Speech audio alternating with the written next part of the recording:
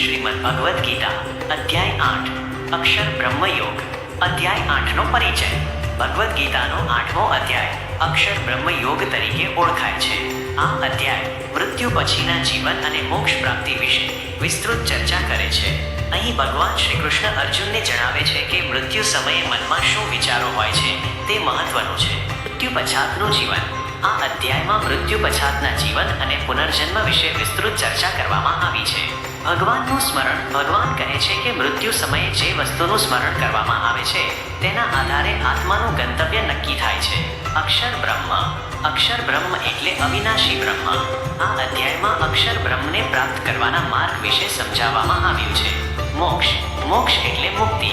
આ અધ્યાયમાં મોક્ષ પ્રાપ્ત કરવાના માર્ગ વિશે સમજાવવામાં આવ્યું છે। યોગ અને મૃત્યુ વચ્ચેનો સંબંધ સ્થાપિત કરવામાં આવ્યો છે। યોગ દ્વારા મૃત્યુના બંધનમાંથી મુક્ત થઈ શકાય છે। આ અધ્યાય ભગવદ્ ગીતાનો એક મહત્વનો અધ્યાય છે।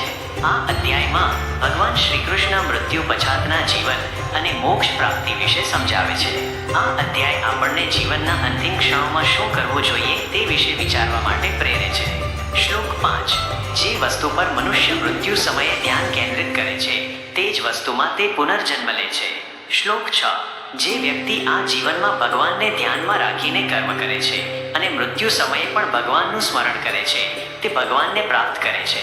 શ્લોક 13 જે વ્યક્તિ ચંદ્રમાની નીચે અથવા સૂર્યની દિશામાં મૃત્યુ પામે છે તે અનુક્રમે ચંદ્રલોક અથવા સૂર્યલોકમાં જાય છે। ભગવદ્ ગીતાનો 8મો અધ્યાય આપણને જીવનના અંતિમ ક્ષણોમાં શું કરવું જોઈએ તે વિશે શીખવે છે। આ અધ્યાયમાંથી આપણે સમજી શકીએ છીએ કે ભગવાનનું સ્મરણ કરવું એ મુક્તિનો એક મહત્વનો માર્ગ। તો તેને લાઈક કરો અને તમારા મિત્રો સાથે શેર કરો। અમારી ચેનલને સબસ્ક્રાઇબ કરીને બેલ આઇકન દબાવવાનું ભૂલશો નહીં, જેથી આવતા દરેક નવા વિડીયોની જાણકારી તુરંત મળે।